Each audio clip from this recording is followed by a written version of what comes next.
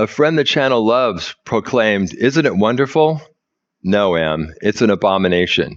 Would you like this next to your investment?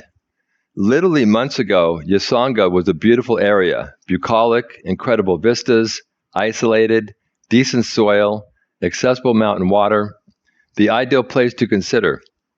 That's now a distant memory. The honorable mayor of Yasanga is pissed.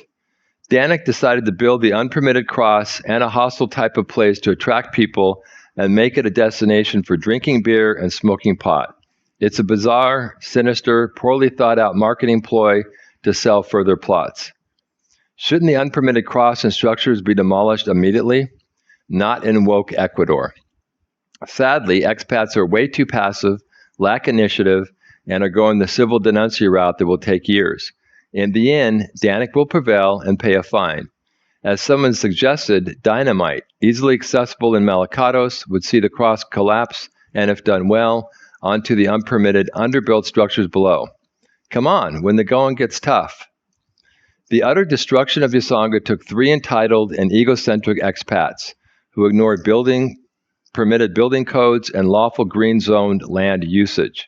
An American, Italian, and Indian. When not threatening YouTube content creators, self-described environmentalists and naturalists, paging Dr. Scott and Madame Rosa, and their forestry hiree, Maximo, recently clear-cut 30-plus native trees from a swath of beautiful natural land and bulldozed the place designated on the deed as a legal green zone. With her criminal convictions in London, Madame Rosa shows her continued contempt for people, laws, and nature.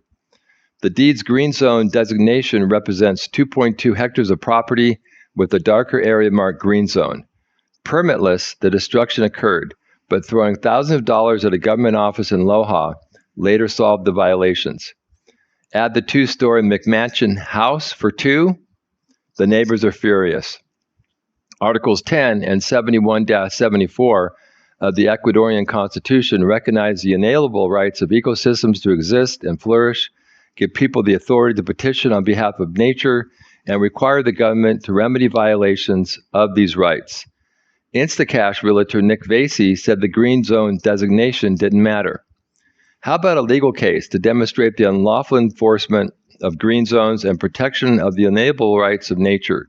Does anyone want to join the channel in this regard? The email is in the description.